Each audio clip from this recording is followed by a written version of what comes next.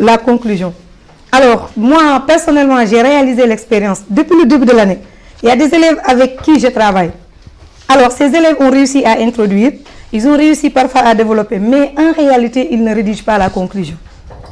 Alors, donc, peut-être c'est le poids de la fatigue, mais il faudrait maintenant se rendre compte qu'on a dit dissertation égale exercice littéraire qui s'appuie sur 3 grandes parties.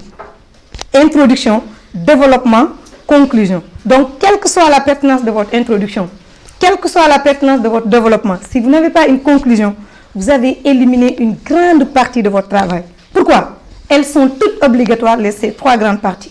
Donc, vous n'avez pas le droit d'éliminer une quelconque partie. Alors, si on revient maintenant à la conclusion, vous avez l'habitude de nous proposer des conclusions qui n'ont rien à voir avec le sujet qui vous a été proposé. Pourquoi? Vous avez l'habitude de lire des ouvrages qui parlent du roman, ou bien de la poésie, ou bien du théâtre. Ce sont ces conclusions que vous proposez pendant vos devoirs. Et ces conclusions n'ont rien à voir avec votre conclusion. Elle est personnelle. Maintenant, c'est quoi une conclusion? On vous demande de faire un bilan par rapport à une réflexion personnelle que vous venez de faire. Donc, cette conclusion ne peut pas venir d'une tierce personne. Ça doit être votre propre conclusion.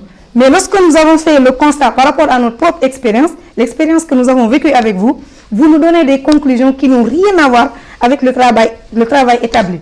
Alors que M. Faye vous a dit que dissertation, oui, c'est une réflexion personnelle. Alors quand on doit synthétiser de manière globale, cette synthèse également doit être personnelle.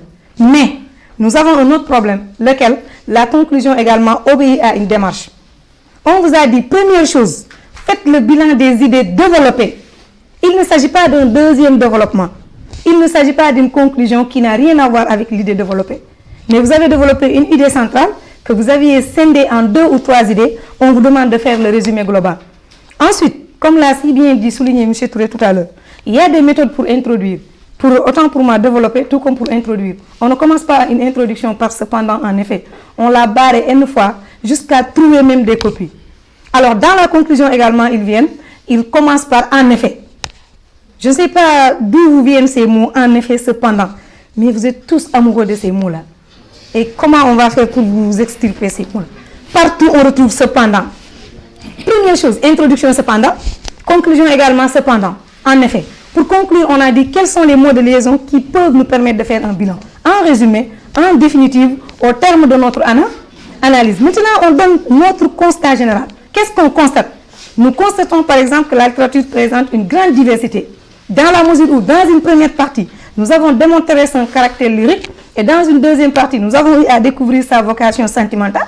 Là, on peut dire que donc, bref, nous personnellement, nous constatons que la littérature est une activité caractérisée par une grande diversité. Mais des fois, vous prenez les conclusions que vous avez lues quelque part et que vous nous transposez et qui n'a rien à voir avec le sujet. Donc, la première étape, on répète et on insiste, c'est un bilan des 2 ou bien des 3 idées que vous venez de développer. Maintenant, après cette phase intitulée bilan, on vous demande maintenant de donner ce qu'on appelle donc une réponse personnelle à la question qui vous a été posée. Le candidat a la possibilité de dire clairement, de manière précise et nette, ce dont il pense réellement du sujet. Et ils ont cité tout à l'heure une notion, avec le bac UEMOA, c'est formellement interdit de dire, et c'était déjà interdit. Mais quand on nous demande de trouver un être têtu, un individu têtu, ne cherchez pas autre chose, ne cherchez pas un autre individu, prenez tout simplement un élève. Combien de fois on vous a dit on ne dit pas je? Combien de fois on vous a dit on ne dit pas je pense? Mais malheureusement, les élèves nous disent encore je pense. C'est formellement interdit. D'après notre point de vue, en réalité, nous pouvons constater que, nous pouvons croire que, nous pouvons dire que, etc. Il y a des termes que vous pouvez utiliser, mais débarrassez-vous du je, débarrassez-vous du mot. C'est formellement interdit maintenant. Donc, maintenant, l'élève donne clairement sa position par rapport donc au problème ou bien à la problématique soulevée depuis le début et à laquelle on essaie d'apporter des solutions. Et on termine par une ouverture ou bien une perspective. Alors, nous allons relancer ce débat, mais par rapport à une démarche cohérente. Il ne s'agit pas de venir nous poser n'importe quelle question banale qui n'a même pas de sens. Et d'ailleurs, il y a des élèves qui reviennent dire est-ce que la littérature est sentimentale alors que c'est déjà démontré? Ça n'a pas de sens. Donc, l'idée qui est déjà démontrée, à partir de cette idée, alors nous allons procéder à une ouverture qui va nous conduire à un autre débat, mais par rapport à la même notion, par rapport au même contexte. Ainsi, Pour faire une conclusion, nous avons besoin de 3 choses. Le bilan, je répète, des thèmes développés et non pas le bilan d'une quelconque idée que vous avez vue quelque part. Et j'insiste, pourquoi?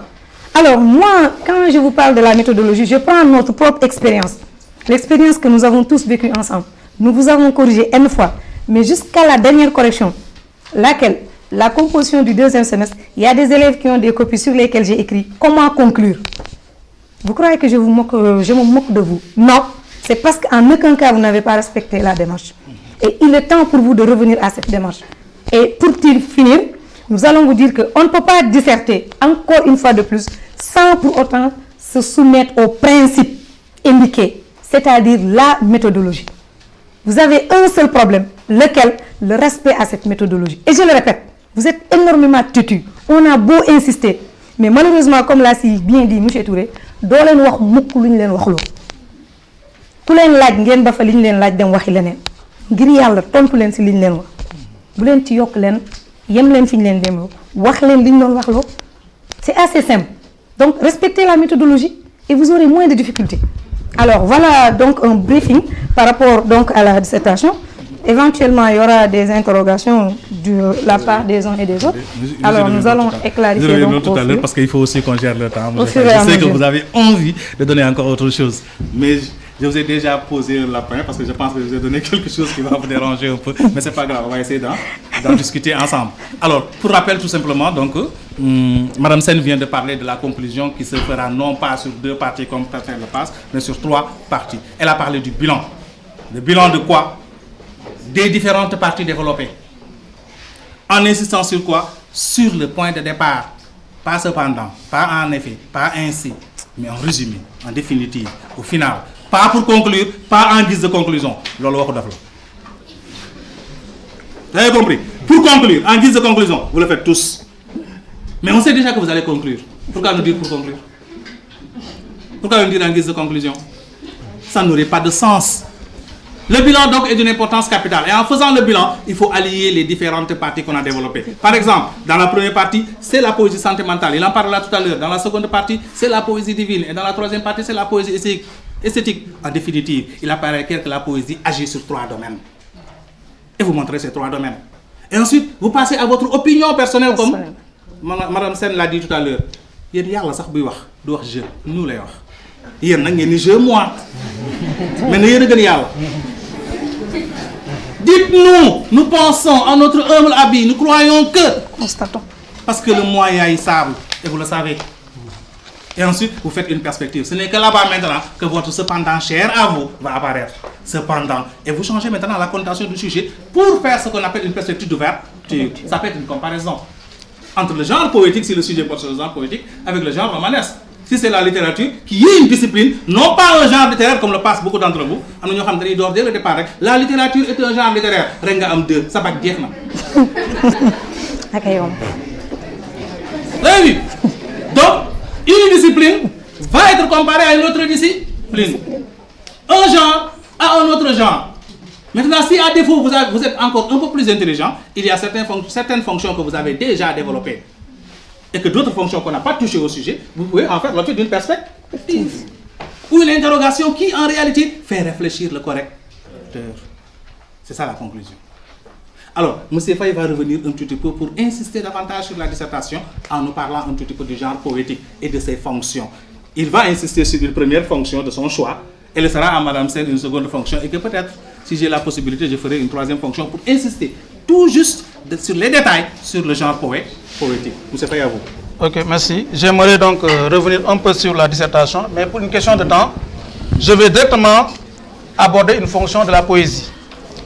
Par exemple, je choisirai la fonction divine. Quand on parle de la fonction divine de la poésie, c'est lorsque le poète se donne une fonction missionnaire. C'est donc un poète qui se prend comme un messie, c'est-à-dire un sauveur. Et là, nous avons des poètes vraiment qui se sont manifestés dans ce sens. Et le premier, c'est au XVIe siècle, où nous avons,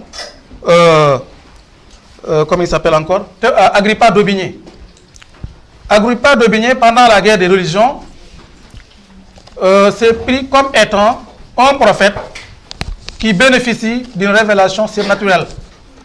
Donc pour lui, donc, il est investi d'une mission divine. C'est Dieu qui l'a chargé de guider le peuple, le parti protestant.